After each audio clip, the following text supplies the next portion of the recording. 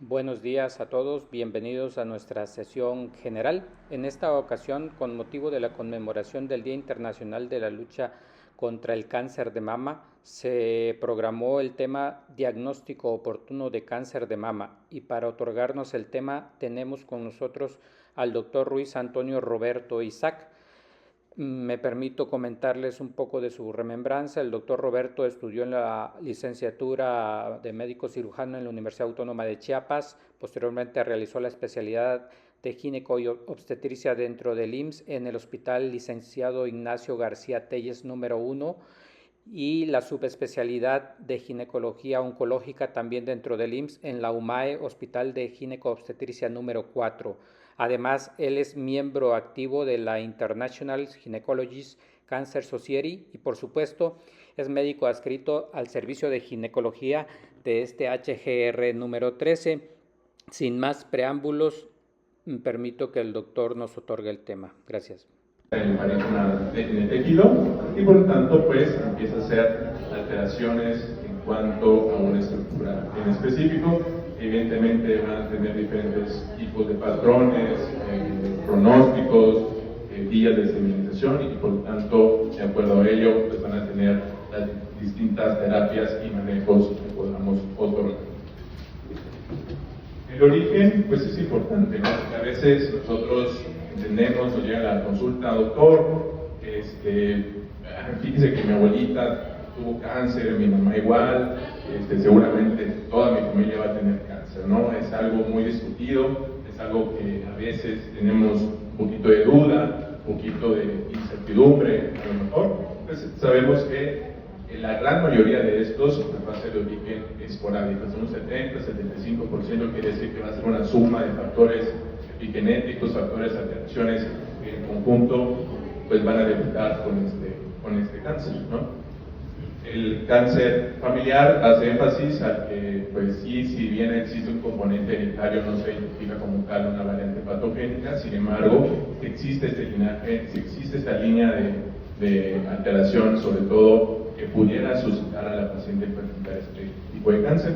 Y por último, en menor proporción, fíjense, en menor proporción se identifica un tipo de variante patogénica, ¿no? Más o menos entre el 5 al 10%, que es el porcentaje que se tiene registrado, pues realmente pues es poquito, ¿no? A la comparativa que a lo mejor muchos de la audiencia pues tengan en mente. En cuanto a la epidemiología, pues es muy marcada, esos son datos últimos de Globocan que nos dictan más o menos las estadísticas que tenemos. Esto es un impacto a nivel mundial, lo que conocemos, pues fíjense, ¿no? El cáncer de mama pues es el cáncer más frecuente en la mujer en cuanto a la incidencia como en mortalidad. Es un cáncer pues bastante más frecuente y por lo tanto en cuanto a volumen pues va a representar también más mortalidad, ¿no? Y México pues no es la excepción, pues tenemos también la incidencia, va a ser también bastante, va a ser el principal en cuanto a la incidencia y en cuanto a la mortalidad. Entonces, México tampoco, como nosotros menos, como somos un país en vías de desarrollo, pues no va a ser la excepción. Y en cuanto a la incidencia, en cuanto al diagnóstico, en promedio se va a presentar 51 años, ¿no? Si bien hoy en día también se puede presentar a edades más tempranas, pero la edad promedio pues, va a ser aproximadamente en 51 años. Factores de riesgo, pues tenemos los más comunes, biológicos, los dos factores de riesgo más comunes, a ser en obvios, pues va a ser mujer y a mayor edad, ¿no? Entonces una mujer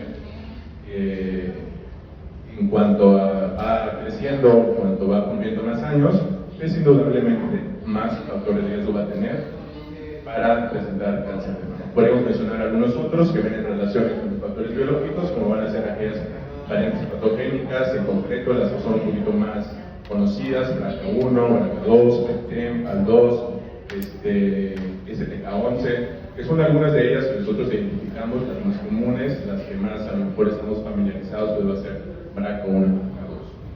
Antecedentes familiares, sobre todo de primer grado, ¿no? Que son los que tienen más énfasis al momento de poder tener esa carga genética familiar, y pues ahí se desprenden algunos otros, como son el estilo de vida y algunos factores reproductivos, como puede ser la obesidad, el alcohol, el tabaquismo, la densidad mamaria, no tanto por sí misma la densidad mamaria, sino más bien va a ser un poquito en relación al momento de interpretar las mastografías, ¿no?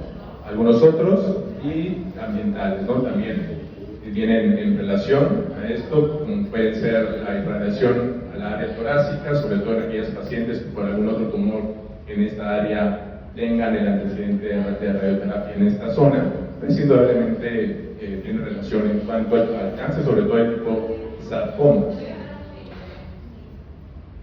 Algunos factores de riesgo para disminución del riesgo de recurrencia, pues bueno, sobre todo aquellas pacientes que ya tuvieron el cáncer, llamamos nosotros supervivientes del cáncer de mama, pues lo que se hace de cierta forma, que no es gran cosa, pues se recomienda que no gane peso, que al contrario, que disminuya.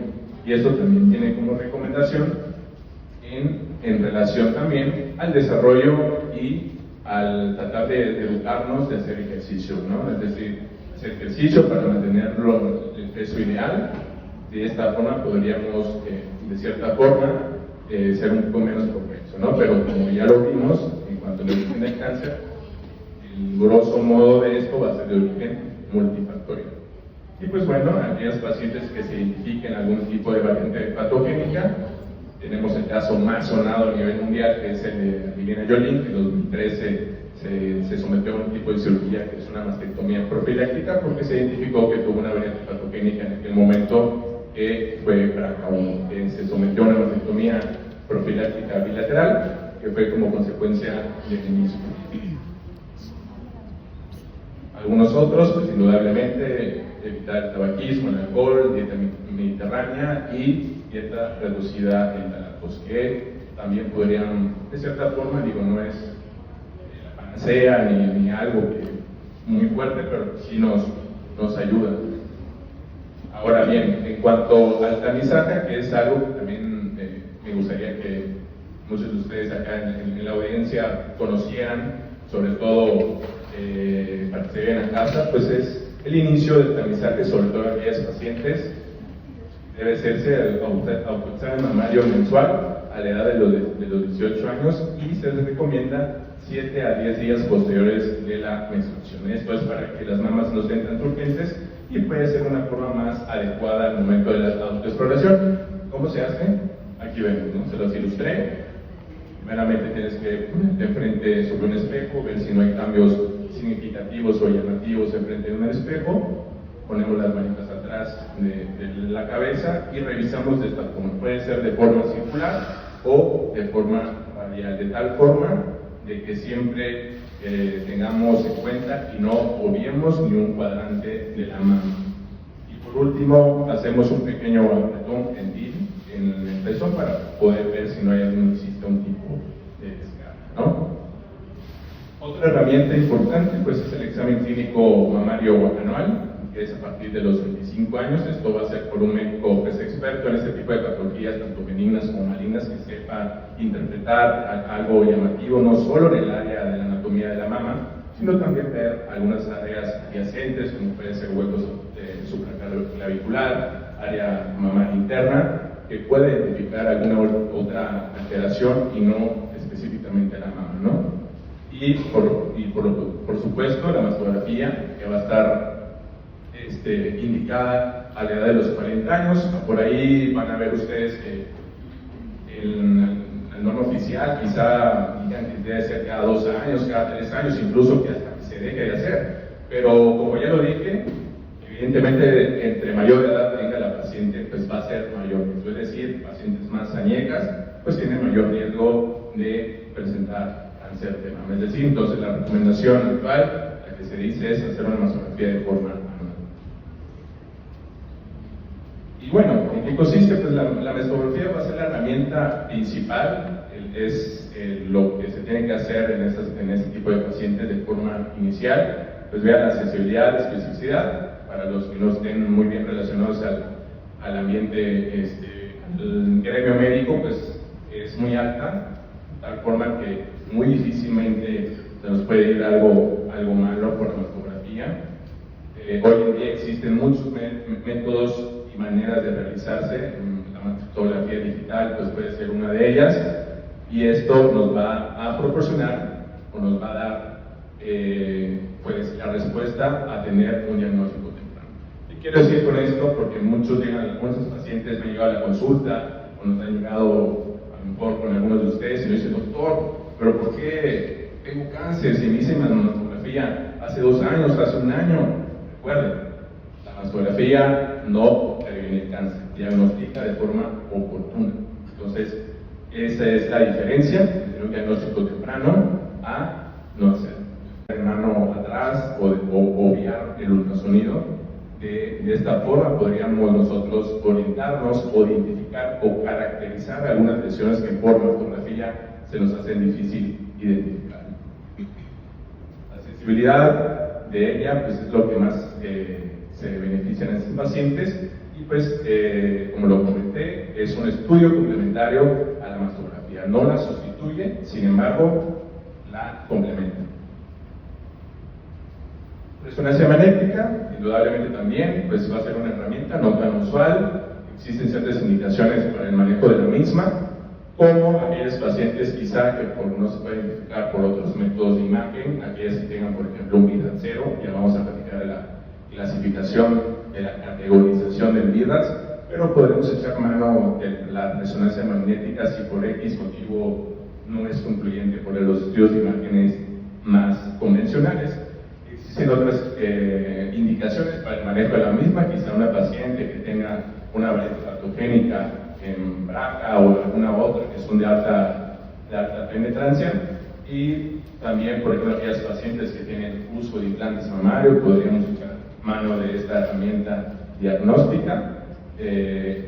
Bueno, por otro tema que se llama también cáncer de mama oculto, también utilizamos esta herramienta, pero lo principal es que recordemos que no es como una herramienta de primera mano, sino que sí la hacemos y existen identificaciones, existen indicaciones puntuales para poderlo realizar.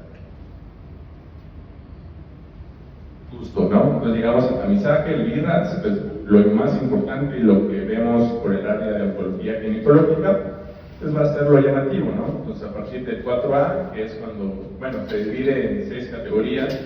La 0 pues es inconcluso, que debemos solicitar otros estudios complementarios. Así llegamos hasta la categoría 4, que es aquí ya donde sí o sí tenemos que hacer una biopsia para poder discernir si es una lesión benigna o no. A partir de acá es indicativo, imperativo de realizar algún otro estudio de patología. Es aquí donde nosotros hacemos la labor. Y bueno, pues para nada más hacer un poquito de datos, para este mes de octubre de cáncer de mama, fíjense, ¿no? La OMS recomienda que tengamos el 70% de cobertura de tamizaje para que sea efectivo en una población objetivo.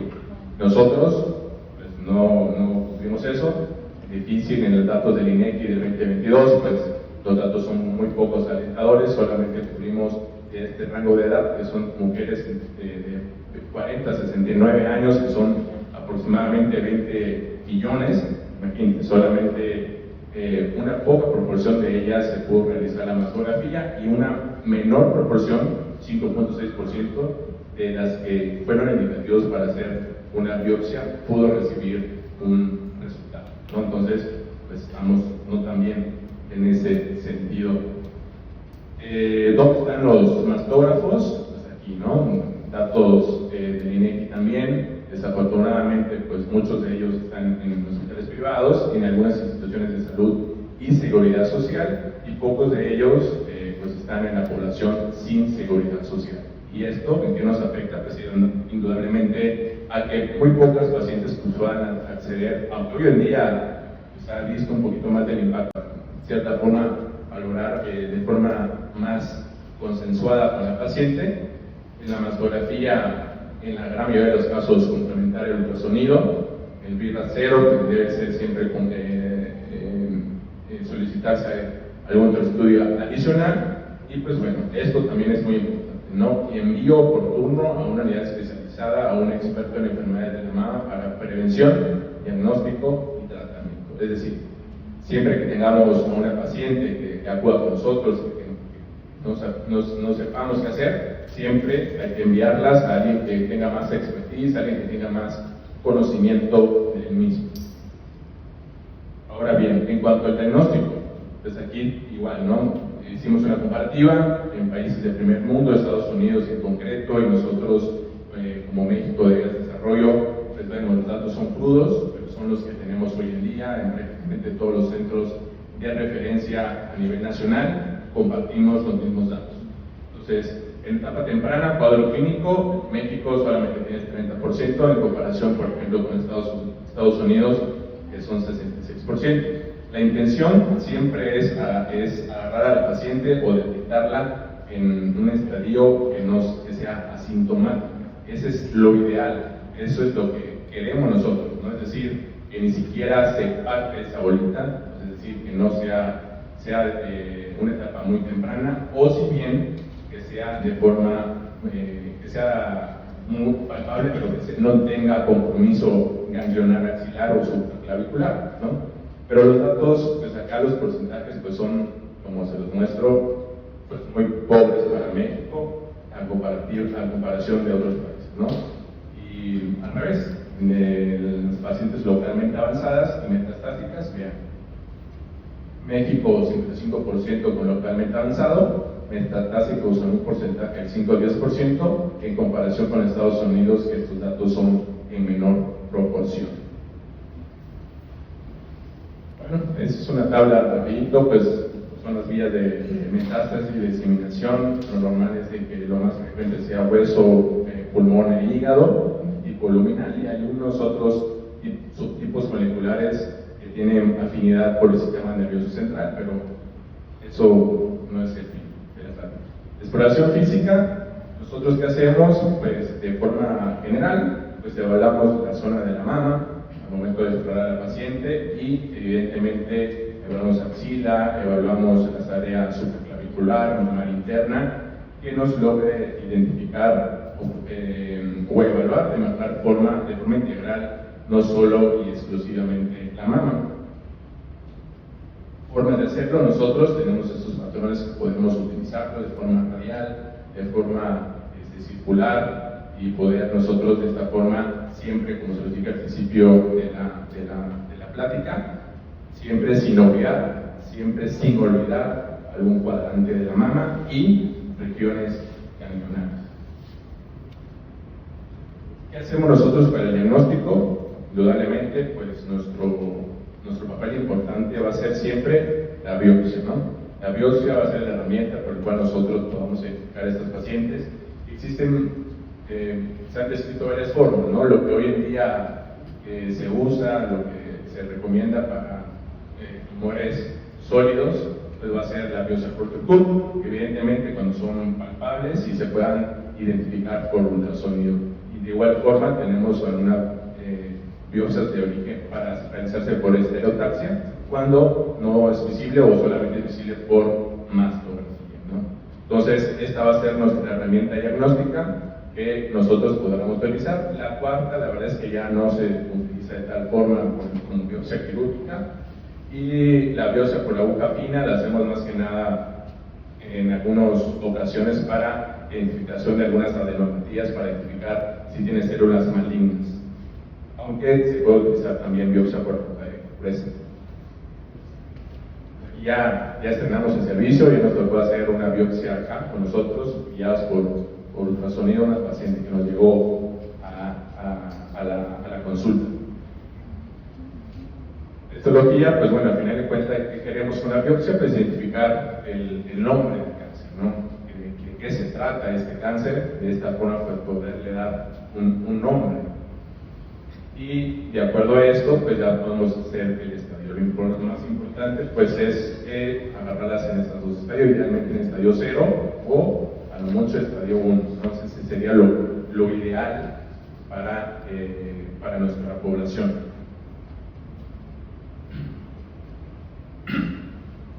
Aparte de esto, de la histología que nosotros pedimos cuando hacemos las biopsias o cuando analizamos el tejido, pues solicitamos también biomarcadores que nos ayuden a identificar. Yo les digo que le dan el apellido del cáncer, ¿no? ¿Por qué? Porque aparte de dar el nombre del cáncer, que es por histología, a nosotros nos interesa también conocer el subtipo molecular que nos proporciona información más concreta, más específica para el cáncer, y para eso le solicitamos estos biomarcadores. De forma general son estos, son receptores hormonales, el HER2 y el KI67, que nos ayuda a identificar y darle, yo le llamo pues ese apellido al cáncer, ¿no?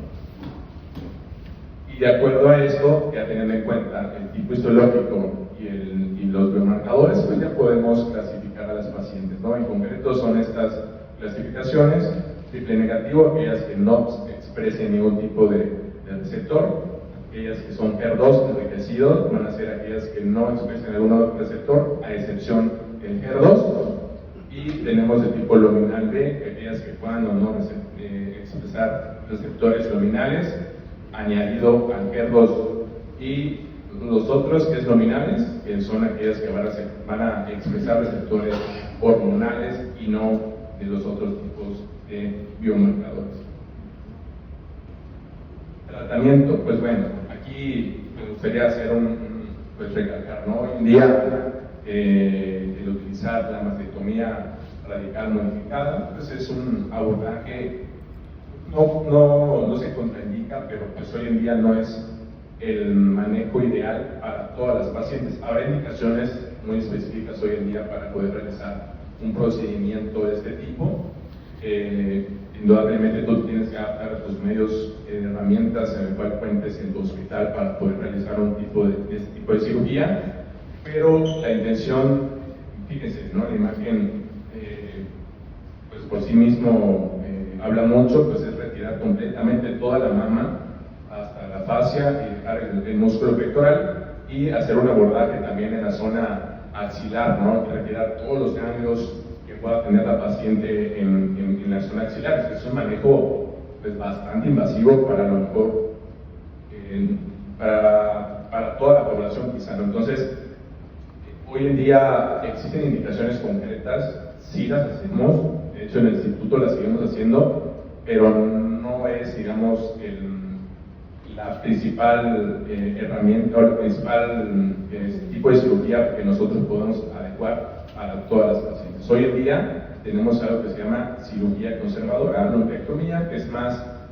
bien una cirugía que nosotros podemos utilizar, y el abordaje es completamente distinto. Entonces, como ven, ¿no? Una pequeña incisión, me parece un poco más amplia, pero regularmente son menos, como la mitad de esta que ven aquí en la imagen, un mapeo linfático que va hacia el área axilar. La intención es de colocar un colorante que se llama azul. Bueno, son diferentes marcas, diferentes formas, diferentes maneras. El ideal es el azul patente. Tenemos otros, el azul de metileno, azul isosulfán. Se inyecta este colorante en la parte, hay diferentes formas, pero se inyecta en la parte, en la región mamaria, de tal forma que migre ese colorante hacia la zona axilar y poder quitar o remover uno o dos ganglios, ¿no? La diferencia brutal entre ese tipo de cirugía y la que les había explicado previamente, ¿no? Entonces, de manera de quitar uno o dos ganglios a quitar todos, me podrán preguntar en qué beneficia, en qué no beneficia a la paciente. Y beneficia mucho, porque retirar todos los ganglios en una axila lo que incrementa la probabilidad de que pueda presentar linfedema, que es, para los que no conocen, es que el brazo se incremente en cuanto a su perímetro, ¿no? Es decir, que se hinche, digamos. Entonces, hacer una cirugía conservadora, hacer un mapeo linfático, pues la probabilidad de presentar este linfedema pues disminuye dramáticamente. Supervivencia, ya estamos terminando. Indudablemente, a menor etapa, mayor supervivencia, ¿no? Eso no hay mucho, digamos, no tiene mucha ciencia. Menor etapa en estos pacientes, fíjense, etapa 1A, prácticamente todas vivas, hasta 6.000 días, 8.000 días. Etapas 3, 4, la curva pues es llamativa, baja indudablemente en cuanto a la supervivencia, es decir, pues no hay más que comentar acá, la tabla por sí misma habla. aunque hoy en día también habré que comentar que en pacientes metastásicas están viviendo hasta 2-3 años teniendo el diagnóstico de cáncer de mama metastásico. Pero bueno, eso ya es en otra charla. Puntos importantes a destacar ahorita, pues bueno, el cáncer de mama es el más frecuente a nivel mundial, debe realizarse un tamizaje como método ideal de diagnóstico oportuno. El diagnóstico temprano debe ser la meta de todos los que nos dedicamos a esto y, sin duda alguna, derivar a un médico especialista para otorgarle el manejo ideal, integral, como prevención, diagnóstico y tratamiento. En octubre, mes de la sensibilización y concientización del cáncer de mama. Muchas gracias. Podríamos aclarar. Mucho gusto.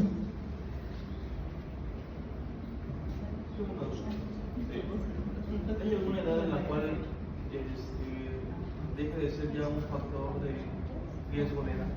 O sea, ya ven que hablábamos del tamizaje, que es a partir de los 25 años lo clínico, la mastografía a partir de los 40 años anual, pero ¿hasta qué edad, digamos, nos debemos de preocupar por hacer el tamizaje? O sea, no, al contrario. Justamente porque a veces nos dicen en la universidad o X comentario, al contrario, las pacientes entre mayor edad, más riesgo. Es falso, no sé, por normativa, a lo mejor la norma oficial, cuestión económica, dice, no sé, 75 creo, cada 2 años, cada 3, ya no lo hagan, pero al contrario, ¿no? Siempre los factores más importantes para presentar cáncer de mama va a ser mujer y mayor edad. ¿Algún otro?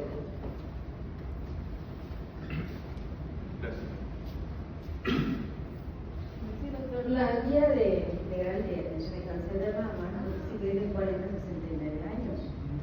Pero así como es el doctor, no es una. Bueno, hemos visto casos con mayor frecuencia entre los 45 y 55 y otros como los 78 y 80 años. Y en la actualidad ya mujeres menores de 25 años.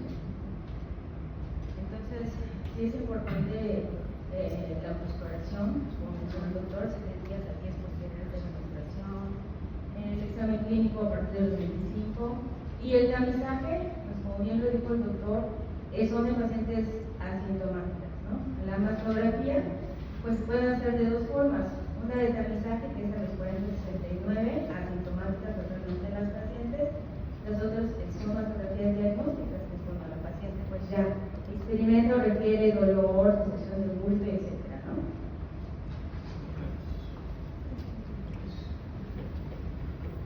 Así es, no sé si otra duda.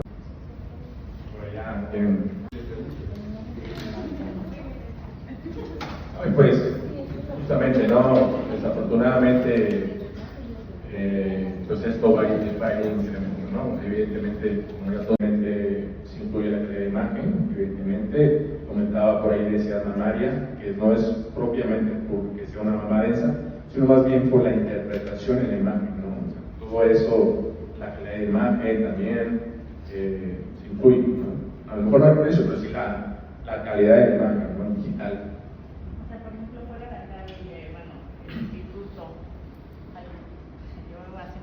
Pero algún como gabinete que sí sea, digo, porque ahorita muchos no están accesibles, o sea, se van a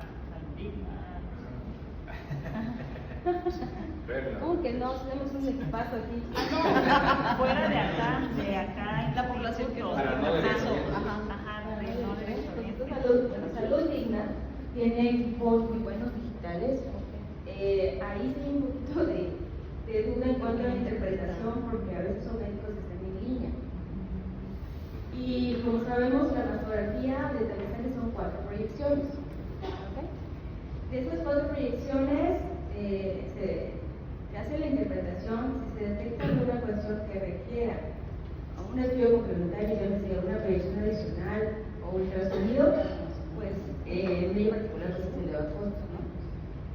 Pero podríamos decir que, pues sí, por el costo, Salud Digna podría ser, tiene buen equipo. Que luego siempre preguntan, sí, no, Las imágenes nada más sería, ¿no? Ver las imágenes. Sin interpretación. O sea, obviamente en el instituto pues tenemos personal capacitado que no ve una mastografía, tenemos 2.000 mastografías anuales por médico. Entonces, mientras más mastografías veamos, tenemos más experiencia. Y la calidad de los equipos acá pues ya son digitales, tenemos equipos con tomosíntesis, con ciertas herramientas que les ayudan a un mejor diagnóstico. Entonces, sí vale la pena el instituto. Disculpe, doctora, ¿cuántos mastógrafos van a ver aquí en el hospital? Hay un más.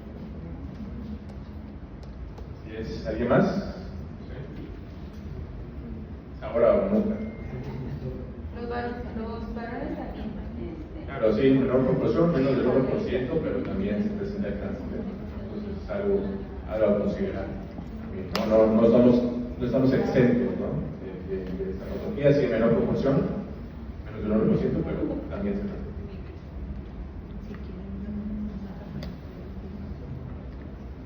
Ahorita estamos en campaña, ¿eh? Si quieren aprovechar una vez, mes rosa, haces una fotografía. No sé si algún otro más, comentario, duda. Sí, te mencionó que es a partir de los 40 años que se hacen las fotografías, pero para los pacientes, como hablamos, estamos hablando, pero para los pacientes que son externos, ¿hay alguna forma de que esas fotografías se puedan realizar siendo menores de 40 años? ¿No tiene que haber como alguna predisposición? Exacto, justo. Entonces, buena pregunta. Si tuviese un familiar que tuvo cáncer de mama, por ejemplo, los 35 o 40, siempre va a ser antes de los 10 años, nunca antes de los 35, ¿no? Eso no exime que se pudiera utilizar algunas herramientas como puede ser el ultrasonido o eso efecto también la resonancia magnética. O sea, la mastografía nos sirve como método de cribado, ¿no? Pero incluso nosotros hemos utilizado para poder identificar un tipo de lesión la mastografía a una edad 39, 38, ultrasonido para poderlo categorizar de mejor forma, ¿no? O sea, no es lo ideal para esa edad, pero tampoco es exclusivo. Entonces, en menores de 35 años, 25 años, Ultrasonido. ultrasonido. Sí, es correcto. El ultrasonido, si ahí se detecta una lesión sospechosa, no importa si tiene menos de 30 años, entra la mastografía. Primero es el ultrasonido. Menores. Y por ejemplo, pacientes, bueno, aquí en el instituto hasta los 69 años. Posterior a eso, si la paciente refiere o manifiesta algún dolor o oculto, se le realiza el ultrasonido y si en el ultrasonido detectamos algo, pasa a la mastografía. ¿Sí me explico? O sea, hasta los 69, pues ya quedamos bien y la vigilamos anualmente con ultrasonido. Si durante esos años experimenta o visualizamos alguna lesión sospechosa, entra la mastografía del todo.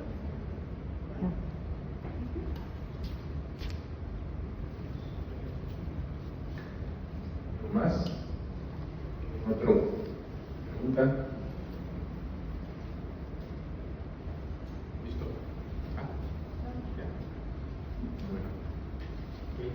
Muchísimas gracias, doctor. Educación médica.